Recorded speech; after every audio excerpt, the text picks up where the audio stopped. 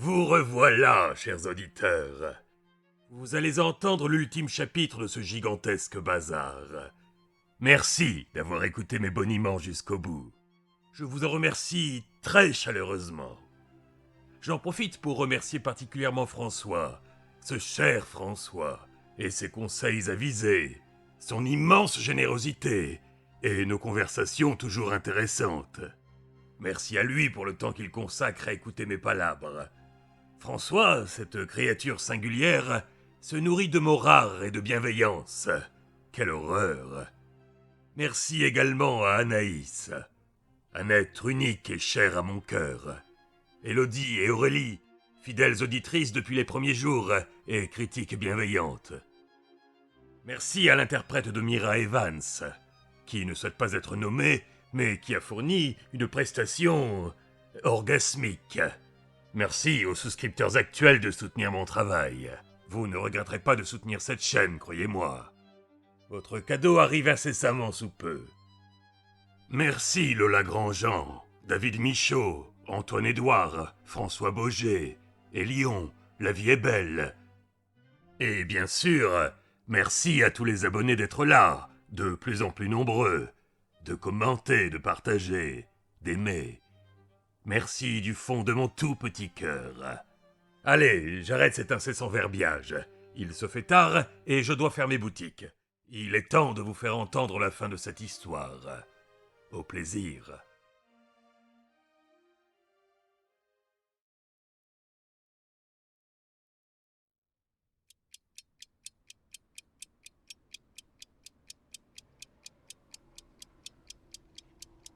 Le minuteur sous le pont de la Castle, pont connu des habitants de Castle Rock sous le nom de Tin Bridge depuis des temps immémoriaux, atteignit le zéro à 19h38, le mardi 15 octobre, en l'an du Seigneur 1991.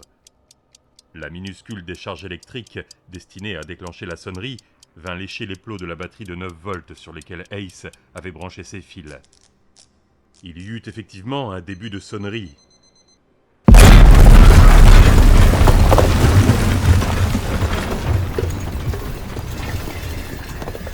Voyez une fraction de seconde plus tard, dans un éclair de lumière, lorsque l'électricité mit le feu au détonateur. Et le détonateur, à son tour, à la dynamite. Rares furent les habitants de Castle Rock qui prirent l'explosion pour un coup de tonnerre. Celui-ci roulait dans le ciel comme de l'artillerie lourde. Celle-là ressemblait plutôt à un titanesque coup de fusil.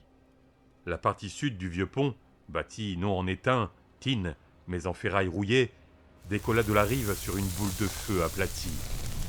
Elle s'éleva à 3 ou 4 mètres, se transforma en une rampe légèrement inclinée, et retomba dans un vacarme de béton qui se rompt et de métal qui vole en éclats.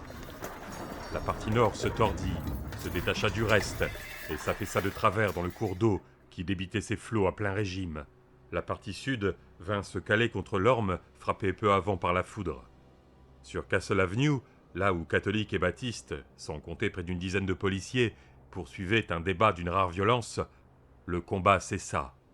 Albert Gendron et Phil Bergmeyer, qui s'entredéchiraient avec la plus grande férocité encore quelques secondes auparavant, se tenaient maintenant côte à côte, regardant l'aveuglante lumière. Du sang coulait le long de la joue d'Albert, blessé à la tempe, et la chemise de Phil pendait en lambeaux sur lui. Près d'eux, Nan Roberts se tenait à califourchon sur le père Brigham, comme un très gros, et dans son uniforme naguère impeccable, très blanc, vautour. Elle avait empoigné le bon curé par sa tignasse et lui avait frappé le crâne à plusieurs reprises contre le macadam. Le révérend gisait à côté, inconscient, suite au pieux sacrement libéralement distribué par le père Brigham. Henry Peyton, qui avait perdu une dent depuis son arrivée, sans parler des illusions qu'il aurait pu entretenir sur l'harmonie religieuse qui régnait aux États-Unis, arrêta son geste, au moment où il s'apprêtait à séparer Tony Mislabursky du diacre baptiste Fred Mellon. Tous restèrent pétrifiés, comme des enfants jouant au jeu des statues. « Bordel de merde, c'était le pont !» marmonna Don Hemphill. Henry Peyton décida de profiter de l'accalmie. Il se débarrassa de Tony Mislabursky, mit les mains en porte-voix devant sa bouche ensanglantée, et cria de toutes ses forces. « Ça suffit tout le monde, c'est la police! Je vous ordonne de... » C'est alors que Nan Roberts éleva à son tour la voix. Depuis des années, elle vociférait des ordres dans la cuisine de son resto, et elle avait l'habitude de se faire entendre. quel que fût le raffut. Peyton n'était pas de taille, et sa voix fut noyée dans le rugissement de Nan. « Ces foutus catholiques se servent de dynamite !» trompeta-t-elle. Le nombre des participants s'était sérieusement réduit, mais ils rattrapaient par une rage enthousiaste ce qui leur manquait en quantité. À peine quelques secondes après le barrissement de Nan, la pluie de Orion reprenait en une douzaine d'escarmouches différentes, sur 50 mètres, d'une avenue également battue par la pluie. Norris Ridgwick fit irruption dans le bureau du shérif quelques instants avant l'explosion du pont, hurlant à plein poumon « Où est le shérif Pangburn ? Il faut que je trouve le shérif Pang !» Il s'arrêta court.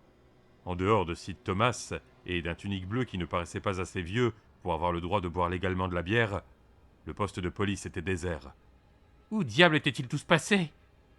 On avait l'impression qu'au moins 6000 voitures de patrouille et autres véhicules divers étaient garés dans la plus grande pagaille dehors, avec au milieu sa coccinelle, qui aurait certainement remporté le pompon d'or de la pagaille s'il y avait eu remise de pompons pour ça. Elle gisait toujours sur le flanc, là où Buster l'avait renversée. « Bordel !» s'écria Norris. « Où ils sont passés ?» Le jeune trooper, qui ne paraissait pas en âge de boire de la bière, accrocha l'adjoint par l'uniforme et lui dit « Il y a une bagarre quelque part dans une rue. Les chrétiens contre les cannibales ou je ne sais pas quoi. En principe, je dois tenir le central, mais avec cette saloperie de tempête, j'ai l'impression de me faire cracher la figure chaque fois que j'ouvre le micro. Et vous, qui êtes-vous » ajouta-t-il d'un ton morose. « Shérif adjoint Norris Ridgwick. Moi, c'est Joe Price. C'est quoi au juste ce patelin, shérif ? Ils sont tous devenus complètement cinglés ici. » Norris ne répondit pas et s'approcha de Sid Thomas. Le teint de ce dernier tirait sur le gris sale, et il respirait avec la plus grande difficulté. Il tenait l'une de ses mains ridées, fermement appuyée contre sa poitrine. « Où est Alan, Sid ?»« Je sais pas, » répondit le vieil adjoint, adressant à Norris un regard triste et effrayé. « Il se passe quelque chose de terrible, mon gars. De vraiment terrible. Dans toute la ville. Le téléphone est en rideau, ce qui est incompréhensible vu que pratiquement toutes les lignes sont enterrées. Mais je vais te dire un truc. Je suis content qu'il soit en rideau. Je suis content parce que j'aime autant pas savoir. »« Tu devrais être à l'hôpital, » remarqua Norris, regardant son vieux collègue avec inquiétude. « Non, au Kansas, » répliqua Sid sèchement. « Pour le moment, je vais juste rester assis en attendant que ça passe. Je ne vais... » Le pont sauta à cet instant, lui coupant la parole. Le coup de fusil géant déchira la nuit comme une griffe monstrueuse. « Bordel !» s'écrièrent Norris et Joe Price à l'unisson. « Ouais !» fit Sid Thomas, de sa voix fatiguée, effrayée, provocante, et dont le ton ne manifestait aucune surprise. « Je crois bien qu'ils vont faire sauter la ville. C'est probablement la suite du programme. » Soudain, d'une manière consternante, le vieil homme se mit à pleurer. « Où est passé le shérif Pangburn ?» cria Norris à l'intention de Price. Ce dernier l'ignora. Il courait à la porte voir ce qui venait d'être pulvérisé. Norris jeta un coup d'œil à Seaton Thomas, mais le vieux policier contemplait le vide, la main toujours fortement appuyée contre le cœur, tandis que des larmes roulaient sur ses joues. Norris rejoignit Joe Price dans le parking réservé, là où il avait collé une contredanse à la Cadillac rouge de Buster Keaton, il y avait environ 1000 ans. Un pilier de feu se mourait, encore haut et clair, dans le ciel pluvieux. À sa lueur, les deux hommes virent que le pont qui enjambait la Castle était détruit. Les derniers feux tricolores de la ville, à sa sortie, gisaient en morceaux dans la rue. « Sainte Mère de Dieu !» souffla le trooper Price, d'une voix chargée de respect. « Je suis bien content que ce ne soit pas ma ville. » La lumière de l'incendie lui mettait du rose aux joues et des points d'ambre dans les yeux. Plus que jamais, Norris ressentit le besoin de joindre Alan. Il prit la décision, pour commencer, de partir en patrouille à la recherche de Peyton. S'il y avait une bagarre sérieuse quelque part, ça ne serait pas trop difficile, et Alan s'y trouverait peut-être aussi. Au moment où il rejoignait le trottoir, un éclair lui révéla deux silhouettes qui contournaient au petit trot le bâtiment adjacent du tribunal. Elles semblaient se diriger vers la fourgonnette de télé d'un jaune éclatant. Il ne reconnut pas la première, mais il lui fut impossible de se tromper sur la seconde. Massive, jambes légèrement arquées. Danforth Keaton. Norris Ridgwick fit 2 pas vers la droite et s'adossa au mur de briques à l'entrée de l'allée, prit son arme de service, la leva à hauteur d'épaule, canon pointé vers le ciel, et hurla « Halte !» de toutes ses forces. Polly recula dans l'allée, brancha les essuie-glaces et tourna à gauche. À la douleur de ses mains s'ajoutait une profonde et puissante sensation de brûlure dans ses bras, là où la bave de l'araignée avait coulé sur sa peau. Cette bave était un poison qui la pénétrait insidieusement. Mais elle n'avait pas le temps de s'occuper de ça maintenant. Elle approchait du stop du carrefour de Main Street et de Laurel lorsque le pont sauta. La détonation géante la fit grimacer, et elle regarda stupéfaite la gerbe de feu qui s'élevait au-dessus de la rivière de Castle. Un instant, elle vit la silhouette en forme de portique du pont lui-même, tout en angle noir, sur fond de lumière aveuglante. Puis elle disparut, engloutie par les flammes. Elle tourna à gauche sur Main Street, dans la direction du bazar des rêves. À une certaine époque, Alan s'était livré avec ténacité aux joies du film familial. Il n'avait pas idée du nombre de personnes qu'il avait fait périr d'ennui avec ces images tressautantes, projetées sur un drap punaisé au mur du séjour, et immortalisant ses enfants en couche-culotte dans leurs premiers pas incertains, ou Annie leur donnant le bain, ou des fêtes d'anniversaire, ou des sorties en famille. Dans tous ces films, les gens faisaient toujours bonjour à la caméra, ou grimaçaient. On aurait dit une sorte de loi implicite du genre « On vous filme ? Faites bonjour ou grimacez, sinon vous serez arrêté, inculpé d'indifférence notoire et condamné à passer 10 ans à regarder d'interminables bobines de films familiaux avec leurs images tressautantes. » 5 ans auparavant, il était passé à la caméra vidéo, plus facile à manier et dont les films revenaient moins cher.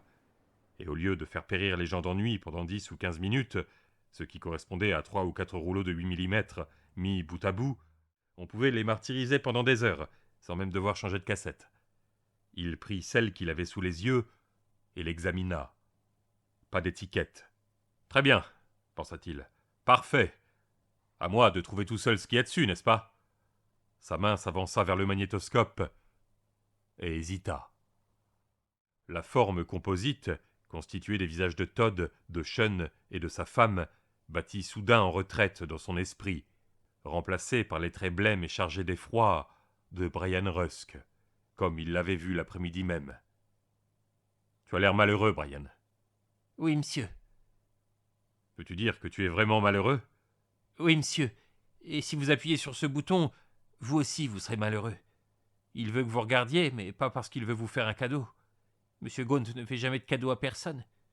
Il veut vous empoisonner, c'est tout, comme il a empoisonné tous les autres. » Cependant, il lui fallait regarder. Ses doigts effleurèrent le tableau de commande, caressant la forme lisse et carrée des boutons. Il s'interrompit et regarda autour de lui. Oui, Gaunt était toujours ici, quelque part. Alan le sentait. Une présence pesante, à la fois menaçante et aguichante. Il pensa aux mots qu'il lui avait laissés. « Je sais que vous vous êtes longuement et intensément interrogé sur les derniers moments qu'ont vécu votre femme et votre plus jeune fils. »« Ne le faites pas, shérif, » murmura Brian Rusk. Alan revit les yeux pâles, blessés, suicidaires, le regarder par-dessus la glacière portée sur le porte-bagages de la bicyclette. La glacière pleine de cartes de baseball. Laissez-le passer en paix. C'est mieux ainsi. Et il ment. Vous savez qu'il ment.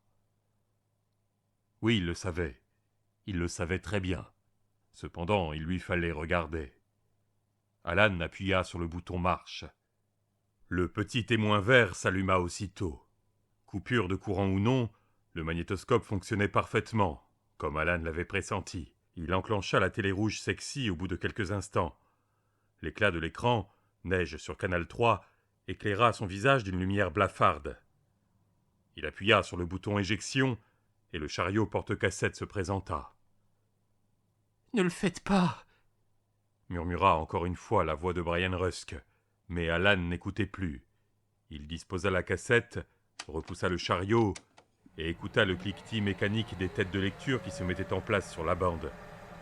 Puis il respira profondément et enfonça la touche lecture. La neige de l'écran disparut, remplacée par un noir léger, puis par du gris ardoise sur lequel une série de chiffres défila. 8, 7, 6, 5, 4, 3, 2, X.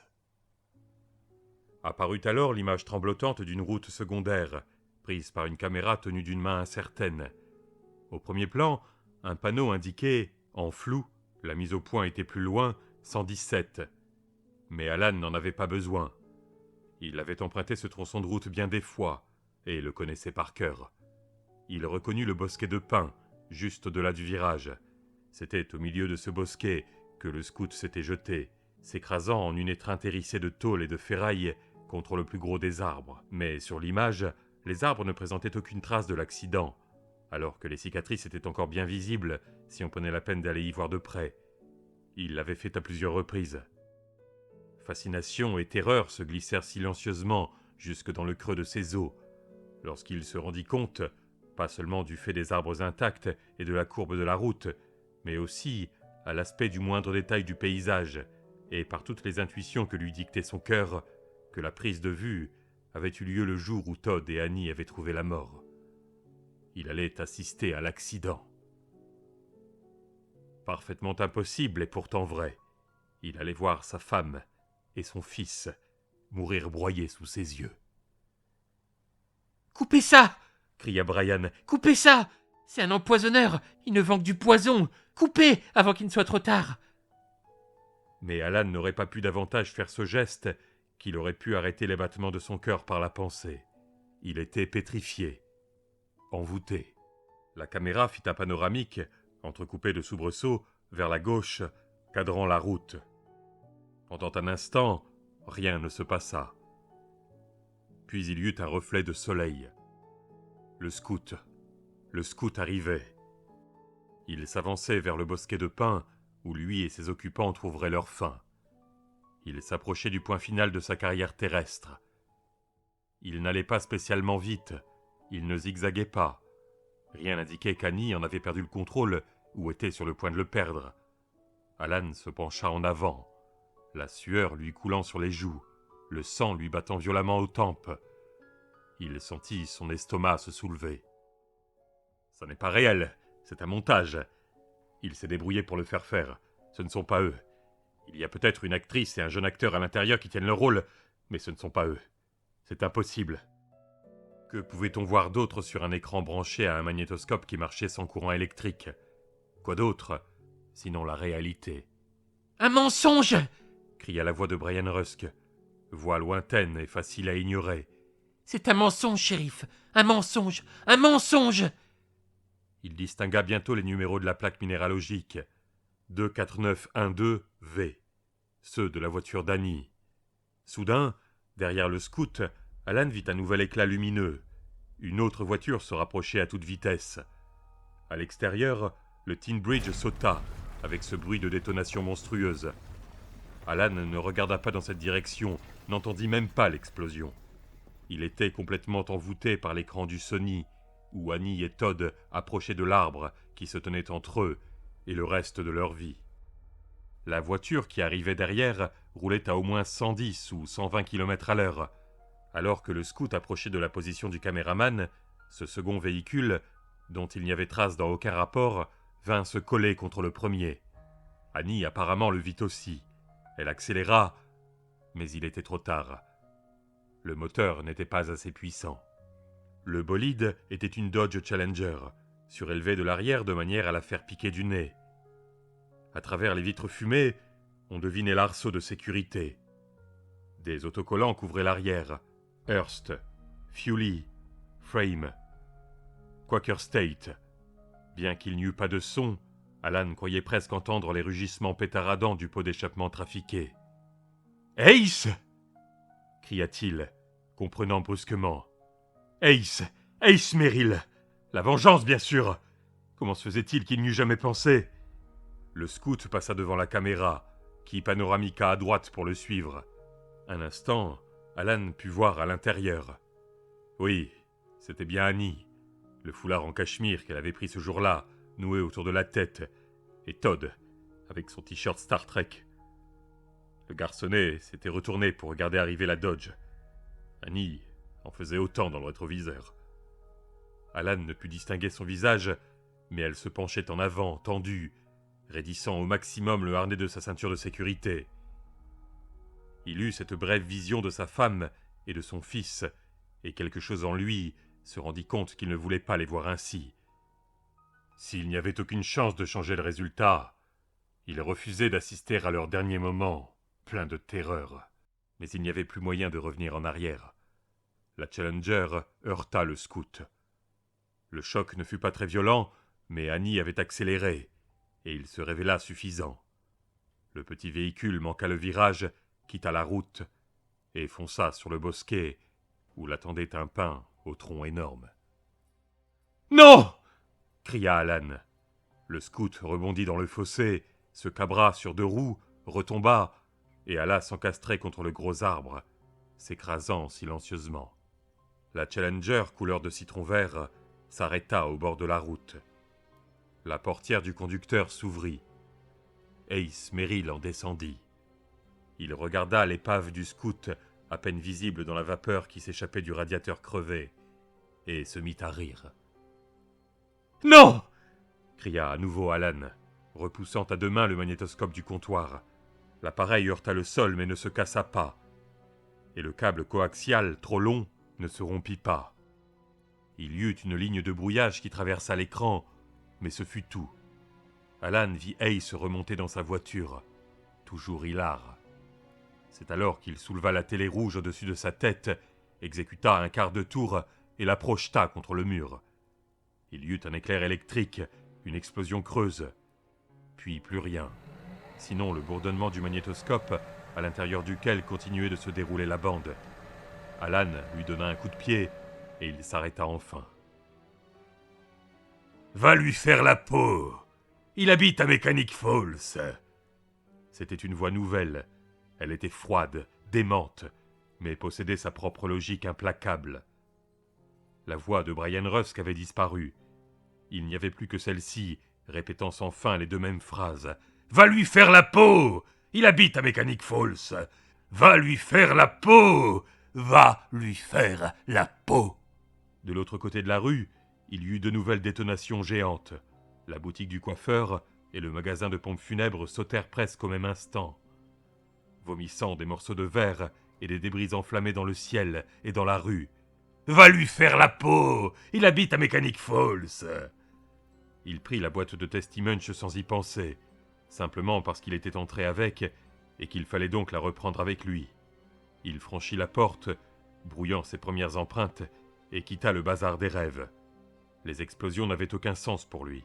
Le trou déchiqueté et en feu, qui venait de s'ouvrir au milieu de l'alignement des bâtiments de l'autre côté de Main Street, n'avait aucun sens pour lui. Castle Rock, tous les gens qui y vivaient, Polly Chalmers y comprise, n'avaient aucun sens pour lui. Il avait une affaire à régler à Mechanic Falls, à 50 km d'ici. Voilà ce qui avait du sens. En fait, voilà qui résumait tout. Alan jeta revolver, lampe torche et fausse boîte de cacahuètes sur le siège du passager du break. En esprit, ses mains se refermaient déjà sur le cou d'Ace Merrill et commençaient à serrer. « Halte !» hurla de nouveau Norris. « Ne bougez pas d'où vous êtes !» Un coup de chance inespéré, se disait-il. Il se trouvait à moins de 60 mètres de la cellule où il avait l'intention de mettre Dan Keaton au frais. Quant à l'autre type, eh bien, tout dépendrait de ce qu'ils venaient de trafiquer tous les 2, non ? Ils n'avaient pas exactement l'attitude de gens qui viennent d'administrer l'extrême onction à un mourant ou de réconforter ceux qui souffrent. Le trooper Price regarda les 2 hommes immobiles à côté du panneau annonçant tribunal du comté de Castle Rock. Puis ses yeux se tournèrent de nouveau vers Norris. Ace et le papa de Zippy échangèrent un regard. Tous 2 dirigèrent la main en direction de la crosse de leur pistolet qui dépassait de leur ceinture. Norris avait dirigé le canon de son arme vers le ciel, comme il avait appris à le faire dans des situations telles que celle-ci. Respectant toujours la procédure, il bloqua sa main droite dans son poing gauche et abaissa le pistolet à l'horizontale. Si le manuel avait raison, il ne se rendrait pas compte que le canon pointait exactement entre eux, chacun croyant être personnellement visé. « Éloignez les mains de vos armes, les amis, tout de suite !» Buster et son compagnon échangèrent un nouveau regard et restèrent bras ballants. Norris jeta un bref coup d'œil au trooper. « Vous là, Price, pouvez pas me donner un coup de main, si vous n'êtes pas trop fatigué ?» « Mais qu'est-ce que vous faites ?» demanda Price. Il paraissait inquiet et peu enclin à s'en mêler. Les activités de la nuit, couronnées par la destruction violente du pont, l'avait ravalé au rang de simple badaud. Il se sentait apparemment peu désireux de retrouver un rôle plus actif. Les choses avaient pris des proportions démesurées en un laps de temps trop court pour lui. « Arrêtez ces deux énergumènes !» cracha Norris. « Ça se voit pas, non ?»« Arrête donc ça, l'ami !» dit Ace avec un geste obscène du majeur tendu. Buster partit d'un rire aigu et gloussant. Le trooper les regarda nerveusement, puis se tourna l'air troublé vers Norris. « pour quel motif ?» Le copain de Buster éclata à son tour de rire. Norris concentra toute son attention sur les deux hommes et s'inquiéta de constater que leur position relative venait de changer. Au moment où il leur était tombé dessus, ils se tenaient pratiquement épaule contre épaule. Au moins 1,50 m les séparaient maintenant, et l'écart continuait à se creuser. « Ne bougez plus !» vociféra-t-il. Les deux hommes s'immobilisèrent et échangèrent un nouveau regard. « Rapprochez-vous !» Ils restèrent où ils se trouvaient, sous la pluie battante, les bras ballants, sans le quitter des yeux. « Je les arrête déjà pour port d'armes illégales !» Rugit Norris, furieux, à l'intention du trooper Price. « Sors-toi le pouce du cul et mène-toi le train !» Cette apostrophe créa le choc qui décida Price à agir. Il voulut prendre son revolver, se rendit compte qu'il était encore bloqué par son attache. Il se mit à la tripoter pour la défaire. Il n'en était pas encore venu à bout lorsque le salon de coiffure et le magasin de pompes funèbres explosèrent. Buster, Norris et le tunique bleu regardèrent tous les trois dans cette direction. Ace non. Il n'attendait que ce précieux instant. Il retira l'automatique de sa ceinture à la vitesse d'un tireur d'élite du Far West et fit feu. La balle atteignit Norris à l'épaule, effleurant son poumon et lui cassant la clavicule. Le policier s'était avancé d'un pas lorsqu'il avait vu les deux hommes s'éloigner l'un de l'autre. Il se trouva repoussé contre le mur. Ace tira de nouveau, ouvrant un petit cratère dans la brique à quelques centimètres de l'oreille de Norris. Le ricochet fit le bruit d'un très gros insecte en colère. « Au bordel !» s'écria le trooper Price, qui s'attaqua soudain avec beaucoup plus d'enthousiasme à la boucle de sécurité qui retenait son arme. « Dessous de ce mec, papa !» hurla Ace. Il souriait. Il fit encore une fois feu sur Norris, et la troisième balle ouvrit un sillon brûlant dans le flanc de l'adjoint, au moment où il tombait à genoux. Au-dessus d'eux, un éclair zigzaga. Norris entendit, incrédule, le vacarme des briques et du bois projetés dans la rue par la dernière explosion. Le tunique bleu finit par dégager son arme, mais au moment de la braquer, une balle, tirée par Keaton, lui arracha le crâne au-dessus de la ligne des sourcils. Il se trouva quasiment projeté hors de ses bottes et collé au mur de briques. Norris leva une dernière fois son pistolet. On aurait dit qu'il pesait soudain 100 kilos.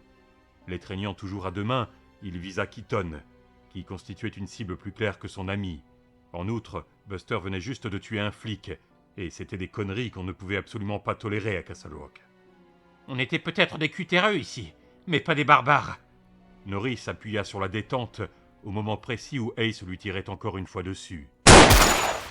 Le recul de son arme renversa Norris, et la balle d'Ace ne fit que passer en sifflant à l'endroit où se trouvait sa tête un dixième de seconde auparavant. Buster Keaton alla aussi valdinguer, les mains pressées sur le ventre. Du sang se mit à gicler entre ses doigts. Norris gisait le long du mur de briques à côté du trooper Price, respirant péniblement, une main contre son épaule blessée. « Bordel de Dieu! Quelle journée de chien !» pensa-t-il. Ace le visa, réfléchit un instant, renonça, en tout cas pour l'instant, à tirer, et alla s'agenouiller à côté de Buster. Au nord, la banque explosa, dans un grondement de feu et une projection de fragments de granit. Ace ne jeta même pas un regard dans cette direction. Il déplaça les mains de papa pour mieux voir la blessure. Il était désolé de ce qui lui était arrivé. Il commençait à s'attacher à ce bon vieux papa. « Ça fait mal! Bon Dieu que ça fait mal !» gémit Buster. Ace n'en doutait pas. Le bon vieux papa avait pris un pruneau de 45 juste au-dessus du nombril. Le trou d'entrée faisait la taille d'une grosse pièce. Le repris de justice n'avait pas besoin de retourner son nouvel ami pour savoir que le trou de sortie dans le dos faisait celle d'une soucoupe. Une soucoupe qui serait bordée de fragments de colonne vertébrale, dépassant comme des sucres d'orge ensanglantés. « Ça fait mal! Ça fait mal !» Ouais. Ace colla le canon de son automatique contre la tempe de Buster. « Manque de peau, papa. Je crois que je vais te filer un calmant définitif. » Il fit feu par 3 fois. Le corps du maire tressauta et s'immobilisa. Ace se releva avec l'intention d'achever ce connard d'adjoint, s'il restait quelque chose à achever, lorsqu'il y eut une détonation. Une balle déchira l'air à moins de 30 centimètres de sa tête. Ace se tourna et vit un autre flic debout sur le seuil du poste de police. Celui-ci paraissait plus vieux que Dieu le Père lui-même. Il tirait sur Ace d'une main, tenant l'autre pressé contre sa poitrine, juste au-dessus du cœur. La seconde balle de Sid Thomas vint labourer le sol, juste à la droite d'Ace, faisant voler de l'eau boueuse sur ses Doc Martens. Le vieux vautour n'était pas foutu de viser correctement, mais Ace se rendit compte qu'il avait foutrement intérêt à se tirer de là, et vite. Ils avaient collé assez de dynamite dans le tribunal pour faire sauter tout le bâtiment jusqu'à la stratosphère, et régler le minuteur sur 5. Et lui qui restait planté là, appuyé contre l'un de ces murs à essuyer la fusillade de cet enfoiré de Mathusalem. Que la dynamite leur règle leur compte à tous les deux. Il était temps d'aller voir Monsieur Gaunt. Ace se redressa et se précipita dans la rue. Le vieil adjoint fit de nouveau feu, mais la balle se perdit complètement. Il se coula derrière la fourgonnette jaune, mais ne chercha pas à y entrer. La fourgonnette était garée devant le bazar des rêves. Elle constituerait un excellent moyen de prendre la poudre d'escampette. Mais il avait tout d'abord l'intention de retrouver M. Gaunt et de se faire payer. Il n'arrivait pas à imaginer que M. Gaunt n'eût rien à lui donner. Voyons, il lui restait aussi à mettre la main sur un certain arnaqueur de shérif. Un chien de ma chienne, grommela Ace, partant en courant en direction de la boutique.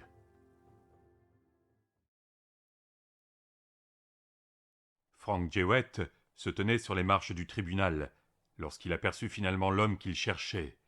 Cela faisait un moment qu'il attendait là, et il ne s'était guère ému jusqu'ici des événements qui se déroulaient à Castle Rock, ni des cris et des hurlements en provenance de Castle Hill, ni de Danforth Keaton, accompagné d'un Hells Angel sur le retour, dégringolant l'escalier 5 minutes auparavant, ni des explosions, ni de la fusillade qui venait tout juste de s'arrêter dans le parking du poste de police, au coin de la rue.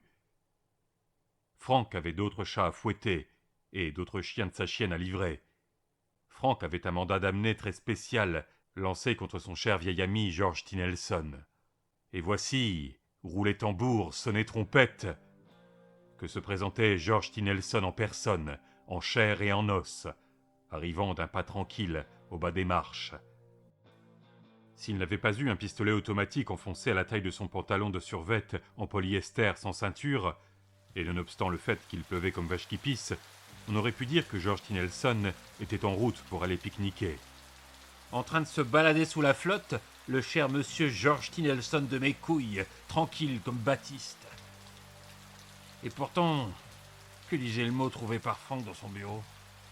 N'oublie pas, $2000 au plus tard à 7h15, sinon tu regretteras d'être né avec une queue. Frank consulta sa montre, constata qu'il était plus près de 20h que de 19h15, et estima que c'était sans grande importance. Il brandit le lama espagnol de George T. Nelson en direction de la tête de ce fumier de professeur de travaux pratiques de mes deux, à l'origine de tous ses ennuis. « Nelson !» hurla-t-il. « George Nelson! Tourne-toi un peu par ici et regarde-moi, ordure !» George T. Nelson virevolta sur place. Sa main se porta à la crosse de son arme, puis retomba, lorsqu'il vit qu'il était couché en joue. Au bout d'un instant, il mit les poings sur les hanches et regarda Frank Jewett, debout sur les marches du tribunal, la pluie lui dégoulinant du nez, du menton et du canon de son revolver. « Tu vas me descendre ?» demanda George T. Nelson. « Je veux !» ricana Frank. « M'abattre comme un chien, c'est ça ? Tiens, pardi, c'est ce que tu mérites !» À la grande stupéfaction de Frank, George T. Nelson souriait et acquiesçait. « Ouais. C'est à quoi on peut s'attendre de la part d'un merdeux qui entre par effraction chez un ami et lui tue son perroquet. Un malheureux oiseau sans défense. Exactement ce à quoi on peut s'attendre. Alors vas-y, espèce de binoclard pétochard de merde, tire, qu'on en finisse. » Le tonnerre gronda, mais Frank ne l'entendit pas. La banque explosa 10 secondes plus tard, et c'est à peine s'il le remarqua. Il avait trop à faire entre sa fureur et sa stupéfaction.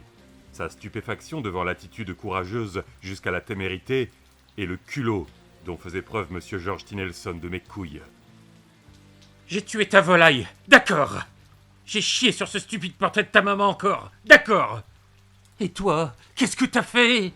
Qu'est-ce que t'as fait sinon de tout faire pour que je perde mon boulot et ne puisse plus jamais enseigner? Bon Dieu, j'aurais déjà de la chance si je ne finis pas en tôle. La totale injustice dont il était victime lui apparut de nouveau dans toute son étendue, comme lorsqu'on passe du vinaigre sur de la chair à vif. Tu n'avais qu'à venir me voir et me demander de l'argent si t'en avais besoin. Pourquoi n'avoir pas fait comme ça? On aurait pu trouver un arrangement, espèce d'abruti. Je comprends rien à ce que tu racontes, Cria à son tour George T. Nelson. Tout ce que je sais, c'est que tu as assez de courage pour tuer un pauvre petit perroquet, mais que t'as pas les couilles de m'affronter à la loyale. Tu comprends rien à ce que je raconte, Bredouilla Frank. Le canon du lama s'agitait en tous sens, follement. Il n'arrivait pas à s'imaginer qu'on puisse avoir autant de culot que ce type qui le narguait. Un pied sur le sol et l'autre pratiquement déjà dans l'éternité, et continuer à mentir aussi effrontément, voilà qu'il dépassait. Non, j'en ai pas la moindre idée. Au comble de la rage, Frank Jewett se replia sur la réaction régressive d'un enfant et hurla « Menteur! Sale menteur! Tu me bourres la caisse! Trouillard! répliqua George T. Nelson, avec à propos « Petit trouillard! Massacreur de perroquets! Maître chanteur! Cinglé! Range ce flingue, cinglé! Attaque-moi la loyale! » Frank lui adressa un sourire sinistre. « À la loyale? Tu veux te battre à la loyale? Sais-tu seulement ce que c'est, la loyauté? » George T. Nelson tendit ses mains vides et agita les doigts. « Mieux que toi, on dirait. » Frank ouvrit la bouche pour répliquer, mais rien n'en sortit. Les mains désarmées de George T. Nelson l'avaient momentanément réduit au silence. « Vas-y donc, reprit George T. Nelson. Range-le. Faisons comme dans les westerns, Frank. Si t'as assez de couilles pour ça, évidemment. Le plus rapide gagne. » Frank se dit « Pourquoi pas? Pourquoi pas, nom d'un foutre? » Il n'avait de toute façon plus guère de raison de vivre. Et quant à faire quelque chose, autant montrer à son bon vieil ami qu'il n'était pas un trouillard. « D'accord, » répondit-il en enfonçant le lama sous sa ceinture. Il tendit les mains devant lui, sans trop les éloigner de la crosse. « Et comment comptes-tu faire, Georges de Médeux? » George T. Nelson souriait. « Tu commences à descendre, je commence à monter. Et au prochain coup de tonnerre... Très bien, ça marche, on fait comme ça. » Frank Jewett descendit la première marche du haut, pendant que George T. Nelson montait sur la première du bas. Polly venait juste d'apercevoir l'auvent vert du bazar des rêves lorsque sautèrent le salon de coiffure et les pompes funèbres.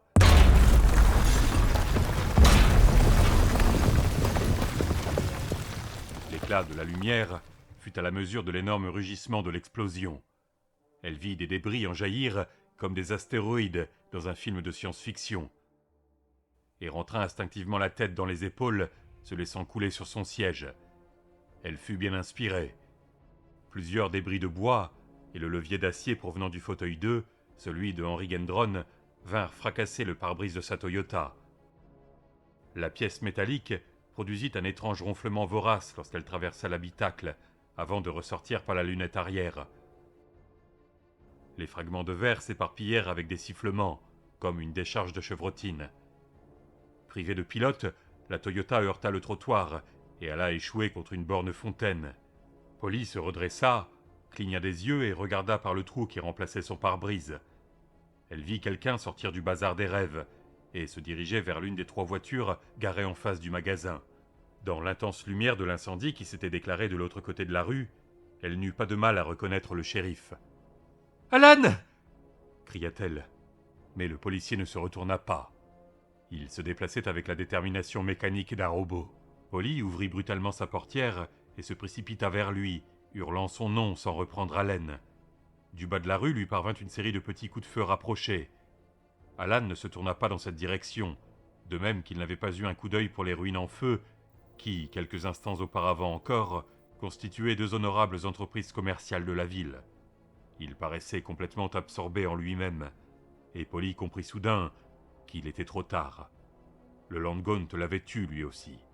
Il avait fini par acheter quelque chose, Et si elle ne parvenait pas à le rejoindre, avant qu'il ne se fût lancé à quelque chasse au canard sauvage commandité par Gaunt, Dieu seul savait ce qui se passerait ensuite. Elle força le train. « Aide-moi » dit Norris, en passant un bras autour du cou de Sid Thomas. Il se remit laborieusement debout. « Je crois que je l'ai touché » répondit Seaton.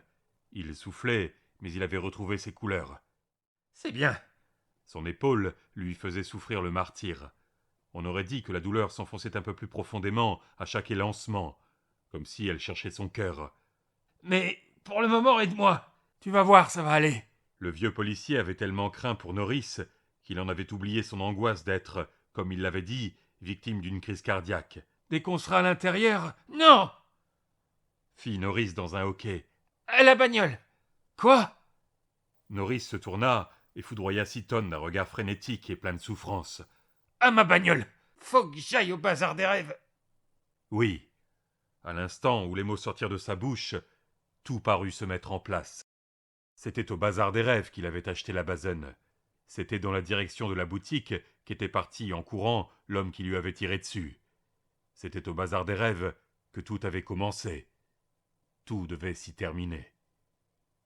Le Galaxia sauta, inondant Main Street d'un supplément de lumière.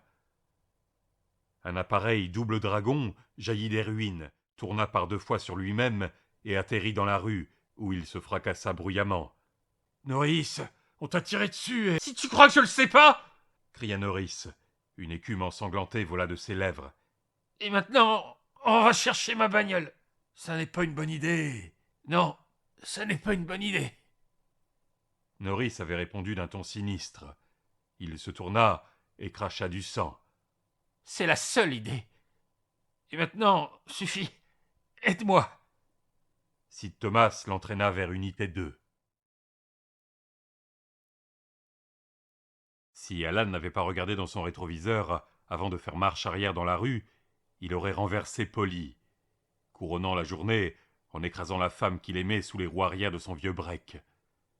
Il ne la reconnut pas. Ce n'était pour lui qu'une forme, une silhouette de femme se détachant devant la fournaise incandescente de l'autre côté de la rue. Il écrasa les freins, et l'instant suivant, elle se mettait à marteler sa vitre. L'ignorant, il reprit sa marche arrière. Il n'avait pas le temps de s'occuper des problèmes de la ville ce soir. Il avait les siens réglés. Qu'ils s'entretuent tous comme des bêtes si ça leur plaisait. Lui, il allait à Mechanic Falls. Il allait faire la peau à l'homme qui avait tué sa femme et son fils pour se venger de 4 années passées à l'ombre. Polly s'agrippa à la poignée et, à moitié courant, à moitié traîné, se retrouva au milieu de la rue jonchée de débris. Elle réussit à écraser le bouton sous la poignée, la main broyée par la douleur, et la porte s'ouvrit en grand. Elle y resta désespérément accrochée, les pieds traînant par terre, lorsqu'Alan repartit en marche avant. Au comble du chagrin et de la rage, Alan se dirigeait vers le bas de Main Street, ayant totalement oublié que le pont venait d'être pulvérisé et qu'on ne pouvait plus traverser. « Alan! Arrête, Alan !» hurla-t-elle. Le message passa. Mystérieusement, il passa. En dépit de la pluie, du tonnerre, du vent et des craquements rageurs et voraces de l'incendie. En dépit de son obsession. Il la regarda, et Polly sentit son cœur se briser en voyant son expression. Il avait l'air d'un homme qui surnage dans le maelstrom d'un cauchemar. « Polly » demanda-t-il d'un ton lointain. « Il faut que tu t'arrêtes, Alan. Il le faut !» Elle aurait voulu lâcher la poignée. Ses mains la faisaient intolérablement souffrir. Mais elle craignait qu'il n'en profitât pour s'éloigner et la laisser plantée là, au milieu de la rue. Non, elle ne le craignait pas. Elle en était sûre. « Il faut que j'y aille, Polly. Je suis désolé que tu sois furieuse contre moi. Que tu crois que j'ai fait quelque chose. Mais on pourra régler ça plus tard. Pour le moment, il faut que j'y... » « Je ne suis plus furieuse contre toi. Je sais que ce n'était pas toi, Alan. C'était lui qui nous a montés l'un contre l'autre, comme il a fait avec à peu près tout le monde à Castle Rock. Parce que c'est ça qu'il fait. Comprends-tu, Alan? Est-ce que tu m'écoutes au moins? Je te le dis, c'est ça qu'il fait. Maintenant arrête. Coupe ton foutu moteur et écoute-moi. » « Je dois y aller, Polly. » Il avait lui-même l'impression que sa voix venait de loin, de très loin. De la radio peut-être. « Mais je serai de retour. »« Non, jamais !» cria-t-elle. Soudain, elle se sentit furieuse contre lui, furieuse contre tous. Tous les gens de cette ville, elle comprise, avec leur avidité, leur peur, leur colère, leur besoin de posséder. « Non, tu n'y vas pas, parce que si tu pars, il n'y aura plus rien quand tu reviendras. Plus rien !» L'arcade de jeux vidéo sauta. Des débris se mirent à pleuvoir autour de la voiture d'Alan, arrêtée au milieu de Main Street. Sa main droite, experte et vive, vola jusqu'à la boîte de Testimunch et la posa sur ses genoux, comme pour se réconforter. Polly ne se rendit même pas compte de l'explosion. Elle regardait Alan de ses yeux sombres, remplis de souffrance. « Polly, regarde !» s'écria-t-elle soudain, déchirant le devant de son corsage. La pluie éclaboussait le renflement de ses seins et faisait naître des reflets sur sa gorge. « Regarde, je l'ai enlevé! J'ai enlevé le charme! Il est parti! Et maintenant enlève le tien, Alan! Si tu es un homme, débarrasse-t'en !» Il éprouvait des difficultés à la suivre depuis les profondeurs du cauchemar qui le retenait. Le cauchemar dans lequel le Landgaunt l'avait embobiné, comme dans un cocon empoisonné. Et dans un soudain éclair de compréhension, elle sut que c'était un cauchemar, ce qu'il était fatalement. « Est-ce qu'elle t'a dit ce qui était arrivé à Todd et à Annie ?» demanda-t-elle doucement. Il eut un mouvement en arrière de la tête, comme si elle l'avait giflé, et Polly comprit qu'elle avait mis dans le mille. « Bien sûr qu'il te l'a dit. Quelle est l'unique chose au monde que tu veux? La chose inutile, mais que tu désires tellement que tu en perds complètement le nord. C'est ça, ton charme, Alan. C'est celui-là qu'il t'a passé autour du cou. » Elle lâcha la poignée et tendit les deux bras à l'intérieur de la voiture. La lumière du plafonnier les éclaira. Ils avaient une couleur sombre et malsaine, et étaient tellement enflés que ses coudes étaient transformés en deux fossettes boursouflées. « Il y avait une araignée à l'intérieur du mien, une petite araignée rose, rampant hors de son trou. » dit-elle en chantonnant, sur le ton d'une berceuse, la voix douce. « Tomba la pluie, emporta l'araignée, rien qu'une petite araignée. Mais elle s'est mise à grossir, en se nourrissant de ma douleur. C'est ce qu'elle a fait, avant que je la tue et que je reprenne ma douleur. Moi qui voulais tellement m'en débarrasser, Alan. C'était ce que je désirais, mais je n'en avais pas besoin. Je peux t'aimer, et je peux t'aimer la vie tout en supportant la douleur. Je crois même que la douleur peut rendre le reste meilleur, comme une belle monture peut rendre un diamant encore plus beau. Polly, bien sûr elle m'a empoisonné, continua-t-elle songeuse, et il se peut que le poison me tue si l'on ne fait rien, mais pourquoi pas? C'est juste, dur, mais juste. J'ai acheté le poison en achetant le charme. Il en a vendu beaucoup dans cette abominable petite boutique la semaine dernière. Ce salopard travaille vite, il faut le reconnaître. Petite araignée rose soulevant son couvercle. Ça, c'était le mien. Qu'est-ce qu'il y a à l'intérieur du tien, Alan? Annie et Todd, c'est ça? Et Ismeril a tué ma femme! Il a tué Todd, Polly! Il... Non! L'interrompit-elle brutalement, lui prenant le visage entre ses mains douloureuses. Écoute-moi! Comprends ce que je te dis! Il ne s'agit pas seulement de ta vie, Alan, ne le vois-tu pas? Il t'a fait racheter ta propre maladie et te l'a fait payer le double de son prix. Tu n'as pas encore compris ça? C'est pourtant clair. Il la regarda bouche bée. Puis lentement, ses lèvres se refermèrent. Une expression de surprise et d'étonnement vint soudain se poser sur son visage. « Attends, dit-il, quelque chose clochait dans la bande qu'il m'a laissée. Je n'arrive pas tout à fait à... Si, tu le peux, Alan. Quel que soit le truc que ce salaud t'a vendu, c'était un faux. Tout comme le nom sur la lettre qu'il m'a fait parvenir était faux. » Il l'écoutait vraiment pour la première fois. Quelle lettre? C'est sans importance maintenant. Je te le dirai plus tard. S'il y a un plus tard. Ce qui compte, c'est qu'il en fait trop. Je crois qu'il en rajoute toujours. Ce fumier est tellement gonflé d'orgueil que c'est un miracle qu'il n'explose pas. Essaie de comprendre, Alan. Annie est morte. Todd aussi. Et si tu te lances à la poursuite d'Aismeril alors que la ville est en feu autour de toi... Une main apparut au-dessus de l'épaule de Polly. Un avant-bras encercla son cou et elle fut violemment tirée en arrière. Ace Merrill se tenait derrière elle, un pistolet pointé sur sa tête, souriant à Alan par-dessus son épaule. « Quand on parle du loup, ma petite dame !»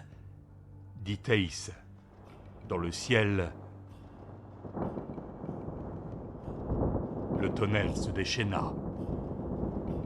Frank Jewett et son bon vieil ami George T. Nelson se faisaient face sur les marches du tribunal, deux flingueurs de western binoclars. Depuis au moins 4 minutes, les nerfs tendus comme des cordes de violon à la limite de la rupture. Frank émit un cri sourd et sa main s'empara de la crosse de son pistolet. George T. Nelson eut un bruit de gorge rauque et saisit son arme. Ils arboraient un même sourire fiévreux, un sourire qui ressemblait à quelques grands hurlements pétrifiés, en braquant leurs automatiques. Les deux index se pressèrent les deux détentes. Les deux détonations coïncidèrent, au point de n'en faire qu'une. La foudre tomba pendant que volaient les deux balles, qui s'effleurèrent à mi-chemin, se déviant suffisamment pour manquer ce qui aurait été sinon le point central d'une cible. Frank Jewett sentit un frôlement d'air à sa tempe gauche. George T. Nelson sentit une piqûre au côté droit de son cou. « Hein ?» dit George T. Nelson. « Quoi ?» dit Frank Jewett. Leurs sourires se transformèrent de la même manière, exprimant l'incrédulité. George T. Nelson avança d'un pas hésitant vers Frank. Frank avança d'un pas hésitant vers George. Encore quelques instants, et les deux anciens amis allaient s'embrasser. Leur querelle réduite à rien par cette brève incursion aux limites de l'éternité. Mais c'est alors que le bâtiment municipal sauta avec un grondement.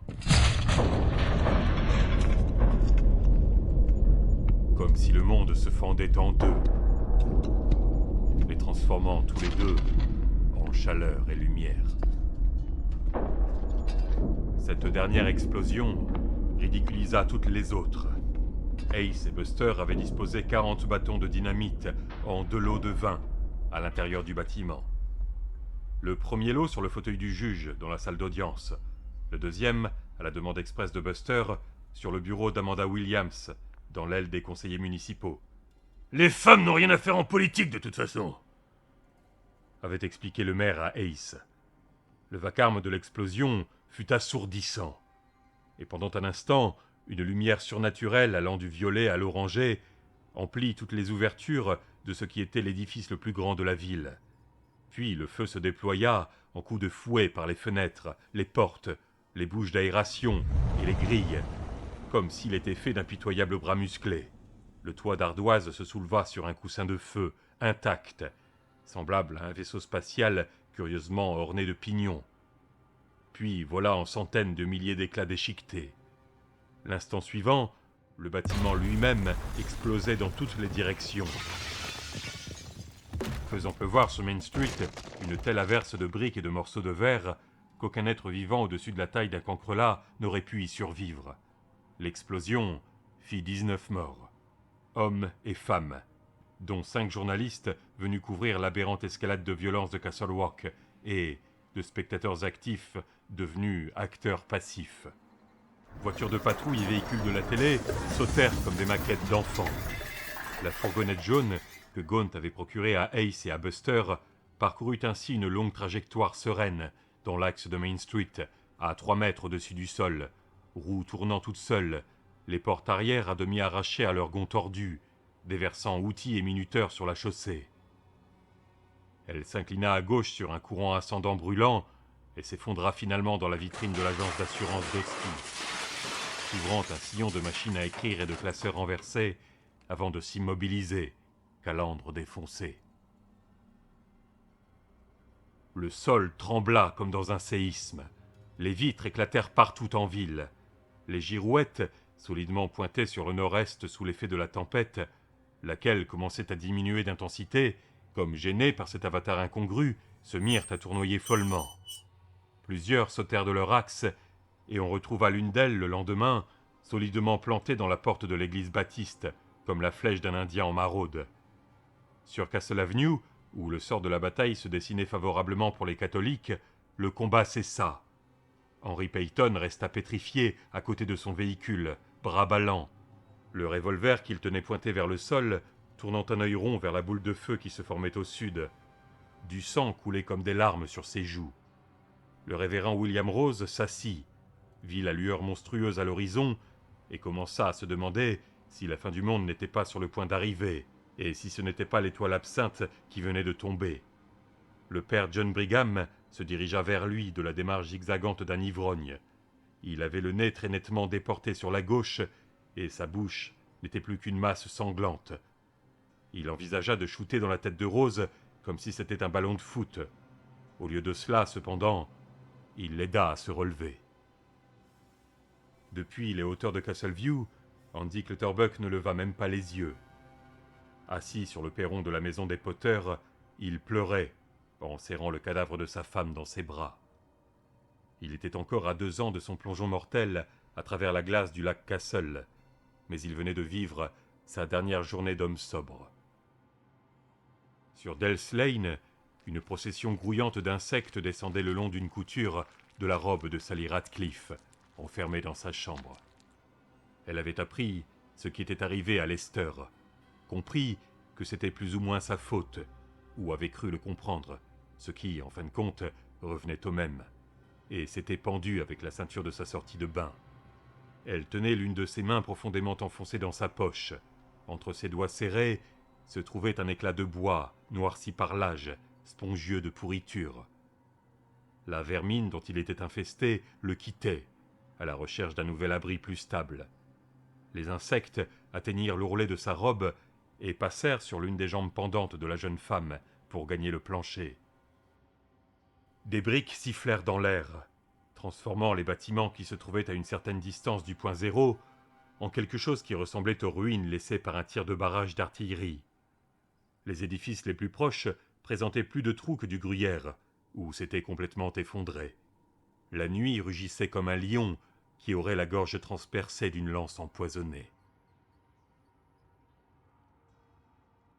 Sid Thomas, au volant de la voiture que Norris avait absolument tenu à emprunter, sentit l'arrière se soulever en douceur, comme hissé par la main d'un géant. Quelques secondes plus tard, une tempête de briques s'abattit sur le véhicule. 2 ou 3 crevèrent le coffre, une autre rebondit bruyamment sur le toit, une autre encore atterrit sur le capot dans une gerbe de poussière de terre cuite, de la couleur du sang caillé, avant de glisser au sol. « Bordel, Norris, c'est toute la ville qui saute !» s'exclama Sid d'une voix étranglée. « Conduis, c'est tout !» répondit Norris. Il éprouvait l'impression de se carboniser sur place. La sueur perlait en grosses gouttes sur son visage que rosissait la congestion. Il avait le sentiment qu'Ace ne l'avait pas blessé mortellement, qu'il n'avait à aucun moment touché de partie vitale. Mais quelque chose, cependant, lui paraissait horriblement mal tourné. Une sorte de maladie le rongeait et progressait en lui, et il devait multiplier les efforts pour empêcher sa vue de se brouiller. Au fur et à mesure qu'augmentait sa fièvre, il devenait de plus en plus certain qu'Alan avait besoin de lui, et que s'il faisait preuve de courage, il pourrait, avec un peu de chance, expier les terribles événements qu'il avait mis en branle en massacrant les pneus de Hugh. Devant lui, il aperçut un petit groupe de personnes se tenant dans la rue, à proximité de l'auvent vert du bazar des rêves. La colonne de feu qui s'élevait, monumentale au-dessus des ruines du bâtiment municipal, les éclairait comme des acteurs sur une scène. Il voyait le break d'Alan, et Alan en personne qui en sortait. En face de lui, tournant le dos à la voiture de patrouille avec laquelle lui et Sid Thomas se rapprochaient, un homme brandissait un pistolet, se faisant un bouclier d'une femme qu'il tenait d'une clé au cou. Norris ne distinguait pas suffisamment la femme pour la reconnaître, mais l'individu qui la maintenait contre lui portait les restes en lambeaux d'un t-shirt Harley-Davidson. C'était l'homme qui avait tenté de le tuer devant le bâtiment municipal, le même qui avait achevé Buster Keaton en lui faisant sauter la cervelle. Bien que ne l'ayant jamais rencontré, Norris était convaincu d'être tombé sur le plus sinistre voyou de la ville, Ace Merrill. « Bordel de Dieu, Norris, c'est Alan! Qu'est-ce qui se passe encore ?» Peu importe qui est ce type, il ne peut pas nous entendre arriver, pensa Norris. Pas avec tout ce boucan.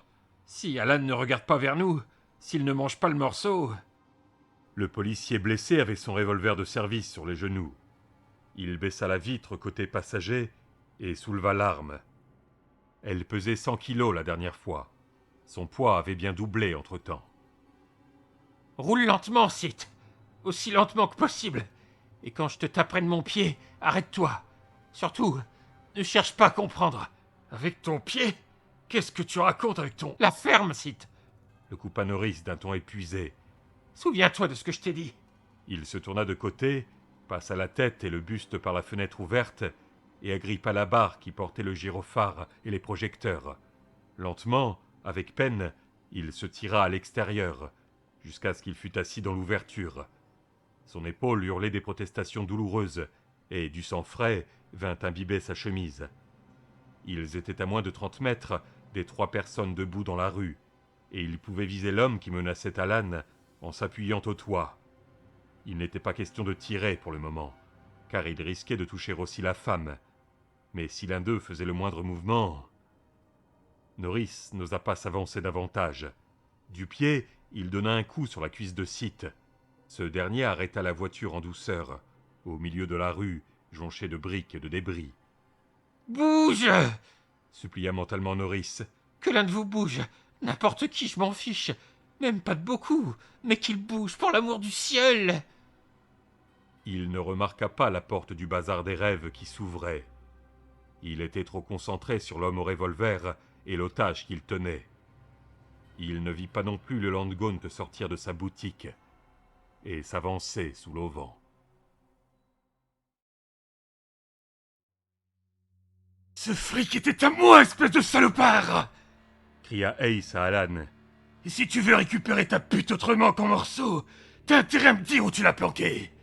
Alan venait de descendre du break. « Je ne sais pas de quoi tu veux parler, Ace !»« Déconne pas !» hurla le repris de justice. « Tu sais exactement de quoi je veux parler. Du fric de pop dans les boîtes de conserve. Si tu veux ta pute, dis-moi ce que t'en as fait. Offre très limitée dans le temps, tête de nœud. » Du coin de l'œil, Alan saisit un mouvement. Une voiture de patrouille, non pas de la police d'État, mais du comté, lui sembla-t-il, arrivait du bas de Main Street. Il n'osa pas regarder plus franchement. Si jamais Ace s'apercevait qu'on le contournait, il abattrait Polly en moins de temps qu'il n'en faut pour le dire. Il se força à ne pas quitter du regard la jeune femme dont les yeux exprimaient la fatigue et la souffrance, mais pas la peur. Alan eut l'impression de se retrouver soudain sain d'esprit.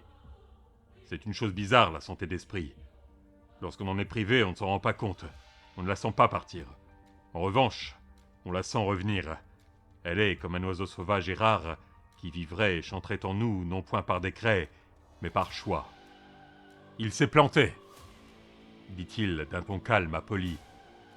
Gaunt s'est planté avec l'enregistrement. « Mais qu'est-ce que vous racontez, bordel ?» Ace avait parlé d'une voix hachée à la coke. Il enfonça le canon de son arme dans la tempe de Polly. Alan fut le seul à voir la porte du bazar des rêves s'ouvrir furtivement. Il n'aurait rien remarqué s'il ne s'était autant appliqué à ne pas regarder en direction de la voiture qui remontait lentement la rue. Et il fut le seul à voir, comme un fantôme aux limites même de sa vision, la haute silhouette qui en sortait. Non pas vêtue d'une veste d'intérieur ou d'un veston en tweed, mais d'un grand manteau de drap noir. Un manteau de voyage. Le Landgaunt tenait à la main un bagage d'un modèle démodé, une valise comme en avaient les représentants pour transporter leurs échantillons au bon vieux temps. Taillée dans une peau de hyène, elle était agitée de curieux mouvements, gonflait et se dégonflait, gonflait et se dégonflait, sous les longs doigts blancs qui la tenaient par la poignée. De l'intérieur, comme le sifflement d'un vent lointain, ou le gémissement spectral des fils à haute tension, parvenait un brouhaha affaibli de cris.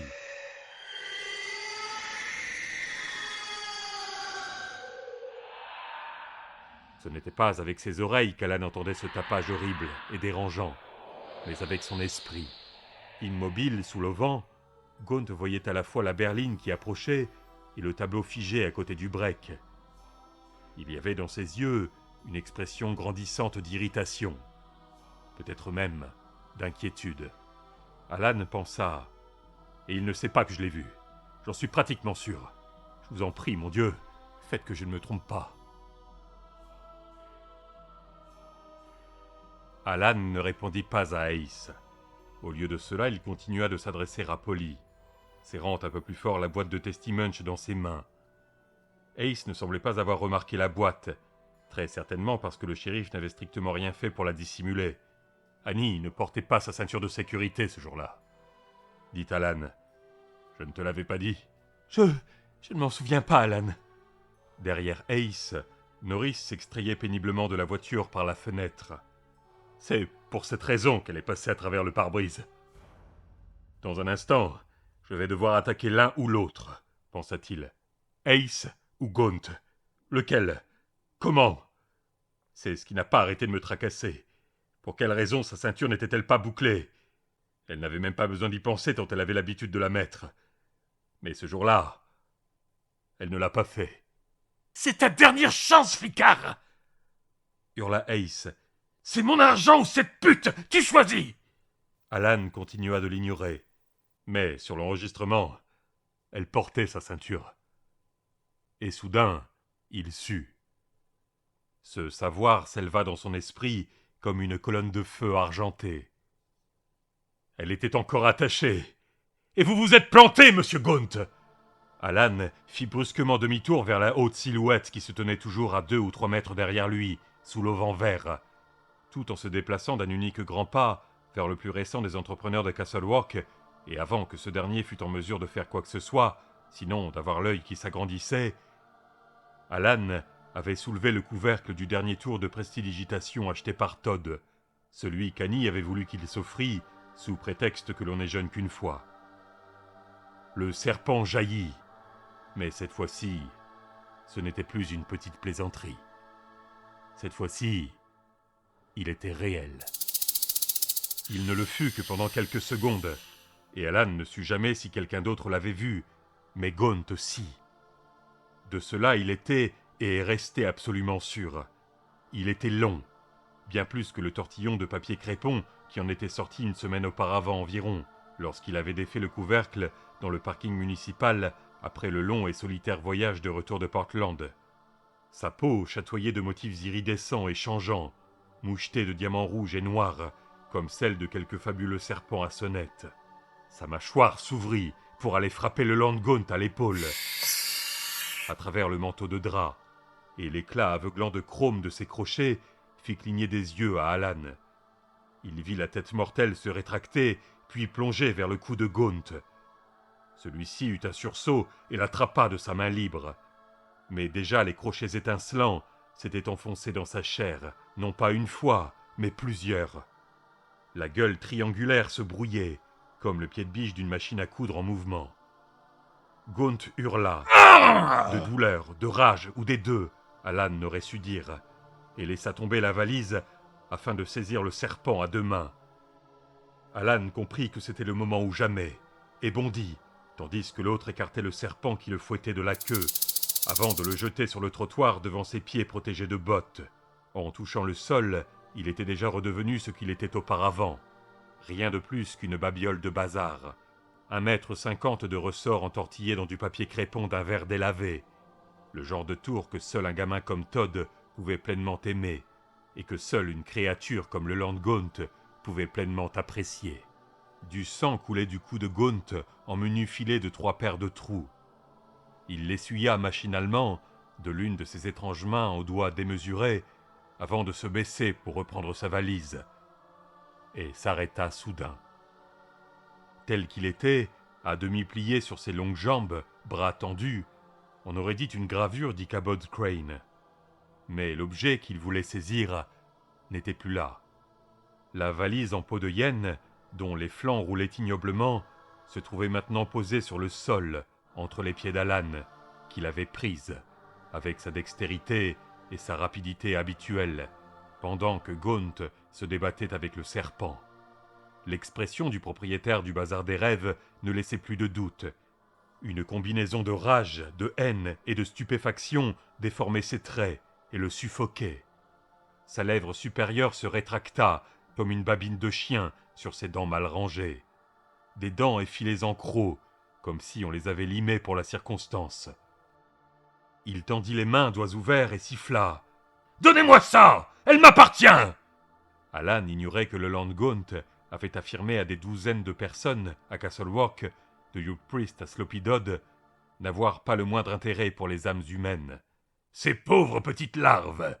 S'il l'avait su, le shérif aurait éclaté de rire et fait remarquer que le mensonge était le principal outil de travail de Gaunt.